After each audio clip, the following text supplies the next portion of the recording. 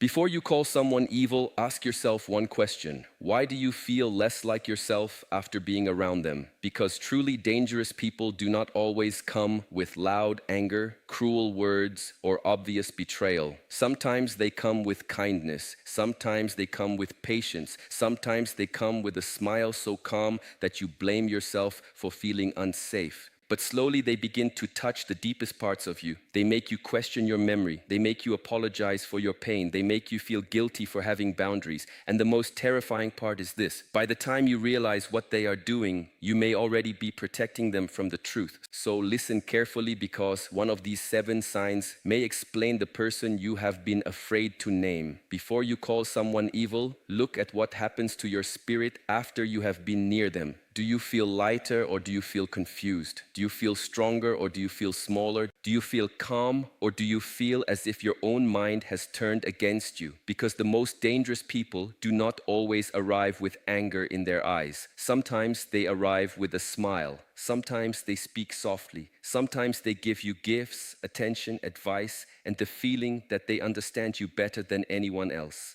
But slowly, quietly, almost invisibly, they begin to take something from you. Your peace, your confidence, your clarity, your trust in yourself. And by the time you notice the wound, you have already started defending the person who made it. This is why you must learn to see deeply. Not with fear, not with hatred, not with paranoia, but with clear eyes. A person who is truly harmful does not destroy you in one day. They study the door of your heart. They learn where you are hungry. They learn where you are lonely. They learn what you forgive too quickly. Then they enter through the part of you that still wants to believe everyone is good. Listen carefully. Compassion without wisdom becomes self-betrayal. Forgiveness without boundaries becomes permission. Kindness without awareness becomes a road for cruel people to walk directly into your life and call it love. The first sign is this: they make you doubt what you clearly saw, clearly heard, and clearly felt. This is not ordinary disagreement. This is not a simple misunderstanding.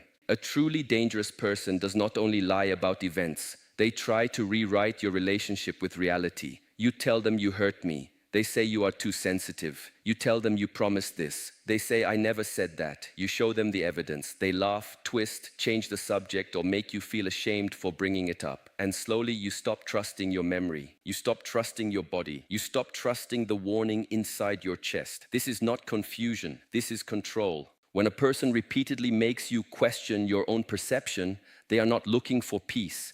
They are looking for power. Because a person who cannot trust their own eyes becomes easy to lead. A person who keeps asking, am I wrong? Am I crazy? Did I imagine it? Becomes easier to manipulate. The evil is not only in the lie, the evil is in the intention to make you abandon yourself. You must understand this deeply. Your inner clarity is sacred, guarded. When someone constantly turns every wound into your fault, every conversation into a maze, every truth into a debate, you are not dealing with a difficult person. You are dealing with someone who benefits from your confusion. Do not argue endlessly with such people. They do not want truth. They want exhaustion. They do not want understanding. They want surrender. They keep you explaining until your energy is gone. They keep you defending yourself until you forget what they did. They pull you into the fog, then blame you for not seeing clearly. When you meet this pattern, become still. Write things down. Trust patterns more than promises. Trust behavior more than apologies. Trust your nervous system when it says something is not clean here. Your body often recognizes danger before your mind is ready to accept it. The second sign is this: they hurt you, then act wounded by your pain. This is a very old trick. They strike the match, burn the house, then cry because you notice the fire. They betray you, insult you, humiliate you, abandon you. And when you finally react, suddenly they become the victim. Suddenly your tears are too dramatic, your anger is too harsh, your silence is too cruel, your boundary is too much. They do not feel sorrow for the harm they caused. They feel offended that they are being held responsible. Watch carefully. A person with a conscience may hurt you, but when they see your pain, something in them stops. They reflect. They feel the weight. They try to repair, but a person with a dark heart becomes angry at your pain because your pain exposes them. Your wound becomes evidence. Your sadness becomes a mirror, and they hate the mirror. So they reverse the story. They say, after everything I did for you, this is how you treat me. They say, you are making me look bad. They say, you always create problems. They say you never appreciate me. Now the person who harmed you is asking for comfort. Now the person who crossed the line is demanding sympathy. Now you are the one apologizing for bleeding. This is how many people stay trapped for years, not because they are weak, but because their compassion is being used like a chain.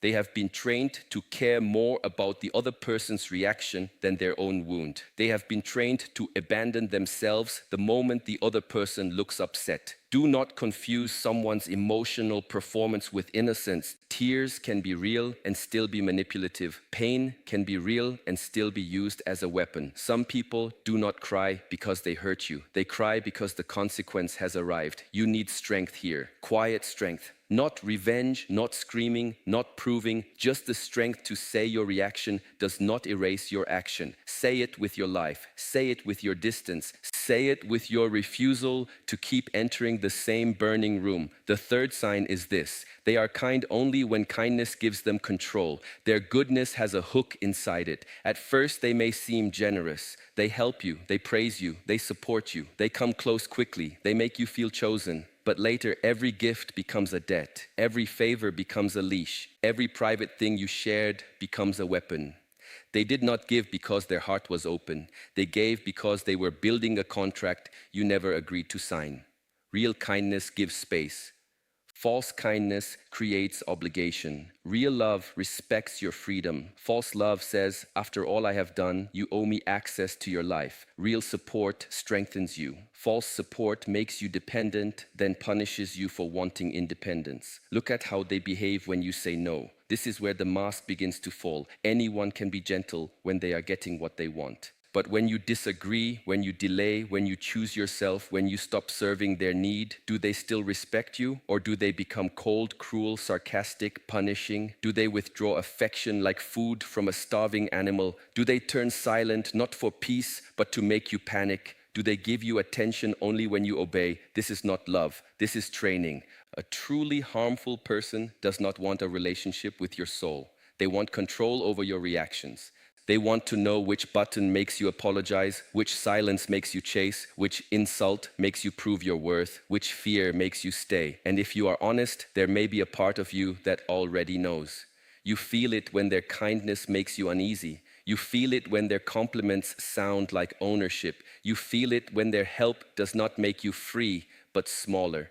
You feel it when you begin hiding your joy, your plans, your friendships, because you know they will find a way to make you feel guilty for having a life outside their control. The way out is not hatred. Hatred keeps you connected. The way out is discipline. Stop accepting gifts that cost you peace. Stop calling control care. Stop confusing intensity with devotion. Some people do not love deeply. They attach deeply. They possess deeply. They invade deeply. And when you mistake possession for love, you become a prisoner who thanks the God for locking the door. The fourth sign is this: they enjoy creating division. They may not say, I want to destroy your relationships. They are more subtle.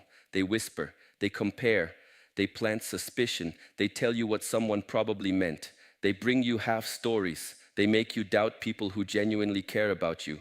They isolate you slowly, not always by force, but by poisoning the bridge between you and everyone who could help you see clearly. They say your family does not understand you like I do. They say your friends are jealous. They say you should not tell anyone about us. They say people are trying to turn you against me. At first it feels like loyalty. Later it becomes a cage. Be careful of anyone who needs you disconnected in order to feel secure. Be careful of anyone who becomes uncomfortable when you receive wisdom from others. Be careful of anyone who turns every outside voice into an enemy. A person who truly loves you does not fear your support system. They are grateful that you are protected. A truly evil person wants to become the only voice in your world, because when they become the only voice, they become the law. They decide what is true. They decide who is safe. They decide what you deserve. They decide when you are guilty. They decide when you are forgiven. And soon you do not ask, what do I believe? You ask, what will they think? This is spiritual suffocation. You must keep clean people close. People who do not flatter your weakness, but strengthen your judgment. People who can say this is not right, even when you are not ready to hear it. People who remind you who you were before you became afraid. Do not push them away because the harmful person made you ashamed of needing help. Isolation is where manipulation grows fastest. Darkness loves a closed room. Open the window. Speak the truth to someone grounded. Let fresh air enter the mind. The moment you name what is happening, the spell begins to weaken. The fifth sign is this: they have no true accountability, only strategies to escape it. Everyone makes mistakes, everyone carries shadows, everyone has moments of selfishness, anger, pride, and blindness. The difference is not perfection, the difference is responsibility. A person with a living conscience can look at themselves and say, I did wrong. They may struggle, they may feel shame, but they do not build an entire theater to avoid the truth. A truly harmful person does not apologize to repair. They apologize to reset the game. Their apology has no roots. It sounds good for one day, maybe 1 week. Then the same behavior returns. Wearing new clothes, they say, I am sorry, but they do not become safer. They say, I will change, but they only change tactics. They say, I understand, but they understand only enough to manipulate better next time. Do not worship apologies. Watch transformation. An apology without changed behavior is not repentance. It is a pause between injuries.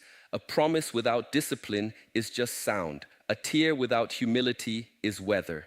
It passes and the same storm returns. When you hold them accountable, they escape through many doors. One door is blame. You made me do it.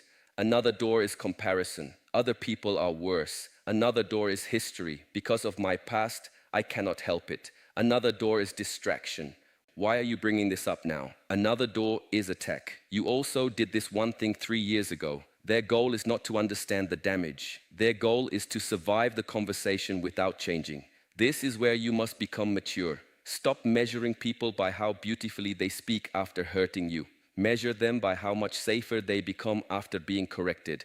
Correction reveals character, boundaries reveal character, consequences reveal character, time reveals character. Some people only behave when they fear losing access to you. That is not goodness, that is calculation. The moment they feel secure again, the old pattern returns. If someone needs the threat of losing you in order to treat you with basic respect, you are not loved, you are being managed. The sixth sign is this: they feel pleasure when others lose light. This is one of the darkest signs, and many people ignore it because it is uncomfortable to accept. But you can see it if you stop making excuses. Watch their face when someone succeeds. Watch their tone when someone is praised. Watch what happens when you share good news. Do they celebrate with a clean heart, or do they minimize it, mock it, compete with it, change the subject, or remind you of your flaws? Some people are not happy unless they are above someone. They do not want to grow, they want others to shrink. Your confidence disturbs them, your healing threatens them, your peace irritates them, your independence feels like betrayal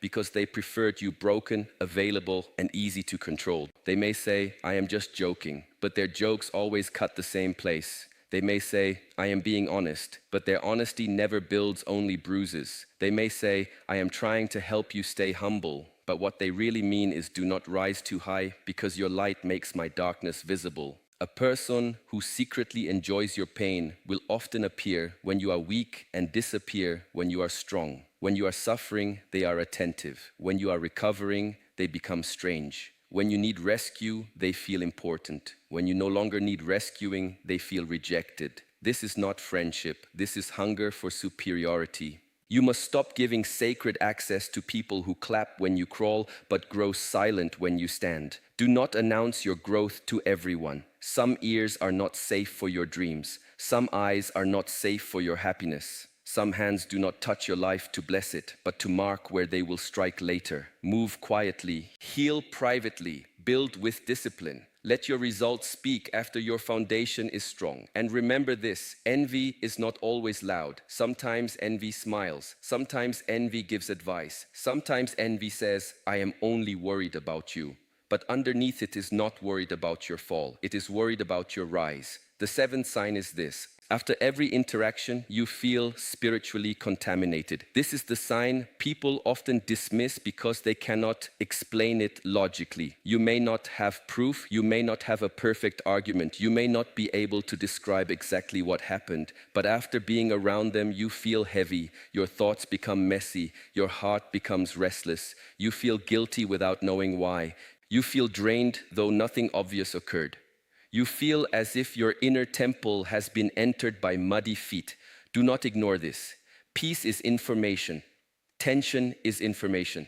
Your body is not stupid. Your spirit is not weak. Sometimes the deepest part of you recognizes what the polite part of you keeps denying. A person with dark intentions often leaves behind confusion, shame, fear, obsession, and self-doubt. You replay conversations for hours. You wonder what they meant. You prepare for their moods. You shrink your words before speaking. You become careful in a way that does not feel respectful but fearful. You start living in reaction to them. Their presence moves into your mind even when they are not there. This is how you know the connection is not clean. Healthy people may challenge you, but they do not make you lose yourself. Honest people may correct you, but they do not make you feel worthless. Strong people may disagree with you, but they do not need to dominate your soul. When a connection is healthy, even difficult conversations leave room for dignity. When a connection is toxic, even peaceful moments feel like waiting for the next strike. You must learn the difference between discomfort that grows you and discomfort that warns you. Growth discomfort has light inside it. It feels hard, but it expands you. Warning discomfort has darkness inside it. It makes you smaller, more afraid, more dependent, more confused. Do not spiritualize your lack of boundaries.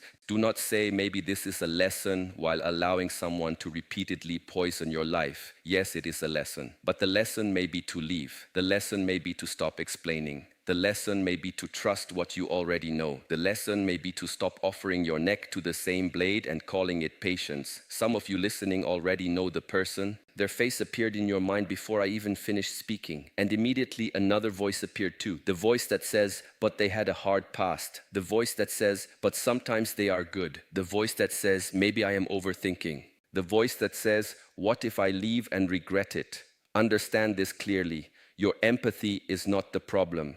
Clears throat. Your refusal to protect yourself is the problem. A person's pain may explain their behavior. It does not excuse their cruelty. Their childhood may explain their wounds. It does not give them ownership of your peace. Their trauma may explain why they bleed. It does not give them permission to cut you open. You can have compassion from a distance. You can forgive without returning. You can wish someone healing without offering yourself as the medicine. This is where many good people fail. They think love means staying available until the other person finally becomes kind. But some people do not become kind because you love them harder. They simply learn that your love has no gate. A heart without a gate is not noble. It is unprotected. When you recognize these signs, do not rush into dramatic confrontation.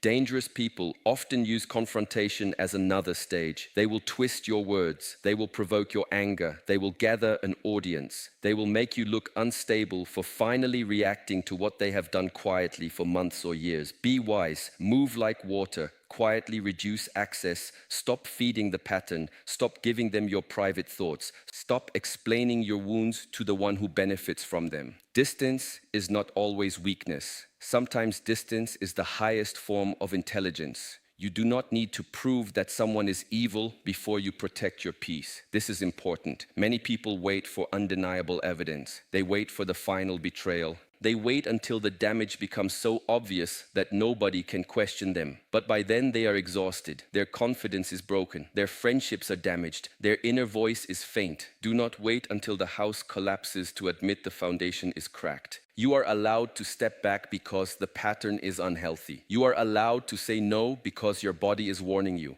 You are allowed to choose peace even when others do not understand. You are allowed to disappoint someone who was benefiting from your silence. The dangerous person will often accuse you of being cold when you become clear. They will call you selfish when you stop serving their hunger. They will call you changed when you stop being controllable. Let them. A snake will always be offended when the bird learns to fly. Do not be surprised when they try to pull you back through guilt, nostalgia, promises, or fear. They may suddenly become soft. They may suddenly remember your value. They may say exactly what you always wanted to hear, but ask yourself, why did your worth become visible only when your absence became possible? Why did respect appear only after you began leaving? Why did love become loud only when control became weak?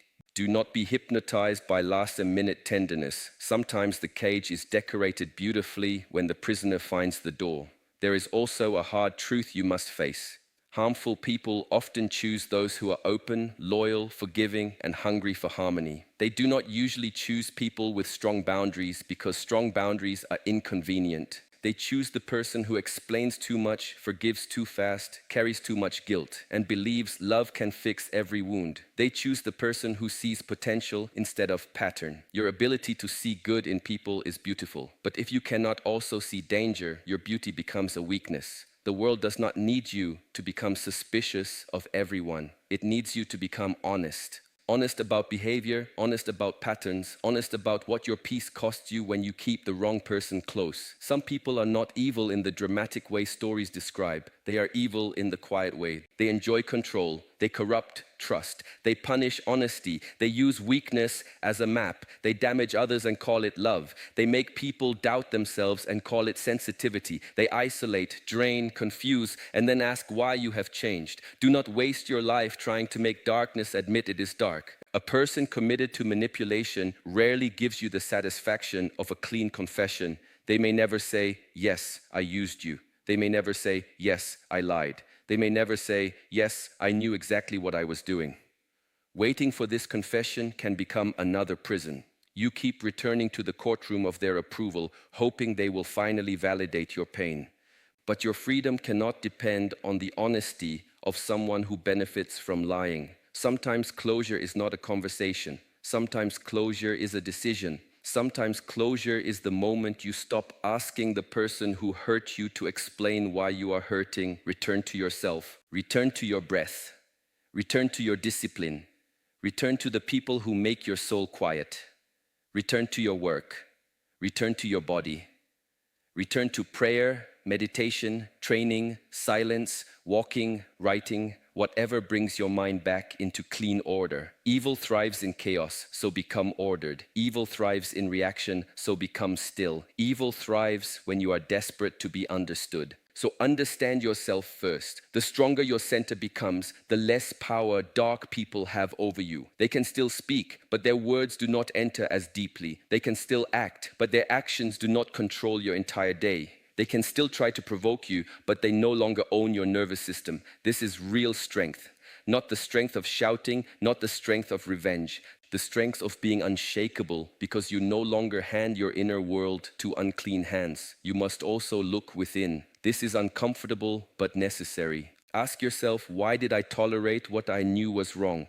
Not to blame yourself, to free yourself. Did you fear being alone? Did you confuse chaos with passion? Did you believe you had to earn love through suffering? Did you think your patience would eventually be rewarded? Did you ignore the first sign because the truth would force you to act? This is where real growth begins, not in hating the person, not in telling everyone how evil they are, but in becoming the kind of person who no longer volunteers for the same lesson. The womb teaches nothing if you only memorize the face that caused it. You must understand the doorway they entered through. Was it loneliness? Was it guilt? Was it low self-worth? Was it your need to be chosen? Heal the doorway, and the same darkness will not find easy entrance again. There is a version of you that no longer begs for basic respect. There is a version of you that does not panic when someone withdraws affection. There is a version of you that can lose a person and keep your soul. There is a version of you that does not chase explanations from people who survive by confusing you. That version is not far away. It is built every time you choose truth over attachment.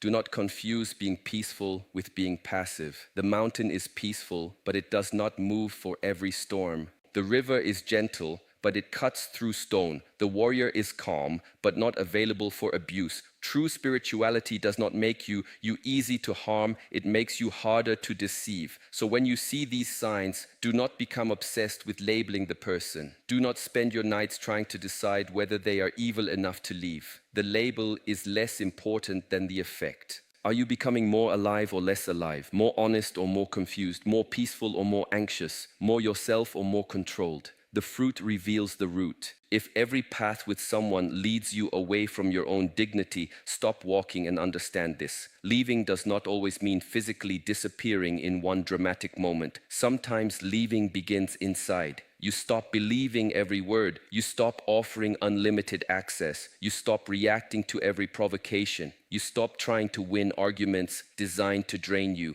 You stop giving them information they can twist. You stop asking them to become what they have repeatedly shown they are not willing to become. Inner departure comes before outer departure. First, the soul stands up, then the body follows. When you meet a person who plays with your mind, reverses your pain, weaponizes kindness, isolates you, avoids accountability, resents your light, and leaves your spirit heavy. Do not call this a complicated connection. Call it what it is, a threat to your peace. And peace is not a small thing. Peace is the ground where your purpose grows. Peace is the soil of your wisdom. Peace is the home of your strength. Without peace, even your blessings feel heavy. Protect it not with hatred. Hatred keeps the poison alive. Protect it with clarity. Protect it with silence. Protect it with distance. Protect it with standards. Protect it with the courage to be misunderstood by people who only liked you when you were easy to control. There will be a moment when you miss them. This is normal. Do not mistake missing someone for needing them back. The body can crave what harmed it. The mind can romanticize the cage after stepping outside. You may remember the good moments, the laughter, the promises, the rare tenderness. But do not use a few beautiful moments to deny the pattern that broke you. Even a prison has sunlight through the bars. When the memory becomes sweet, remember the cost. Remember who you became while trying to keep them calm. Remember how many times you swallowed your truth. Remember how often you felt guilty for having needs. Remember how small your world became. Let the full truth return, not only the soft pieces. This is how you stay free. And if you are still inside such a connection, begin today with one act of honesty. Not a dramatic announcement, not a war, one honest act. Tell yourself the truth, write the pattern, speak to someone safe, rebuild one boundary, refuse one manipulation, delay one reaction. Protect one private part of your life. Small acts of clarity become a path becomes distance becomes breath becomes strength. You are not here to be consumed by people who refuse to heal. You are not here to become the emotional shelter for someone who keeps setting fires. You are not here to prove your goodness by accepting cruelty. You are not here to love darkness until it becomes light. You are here to become awake. An awakening is not gentle in the beginning. It hurts because it removes the illusion. It hurts because it shows you where you participated in your own imprisonment. It hurts because it asks you to choose yourself when your old self wants to chase, explain, fix, and forgive too quickly. But after the pain of awakening comes the quiet dignity of freedom.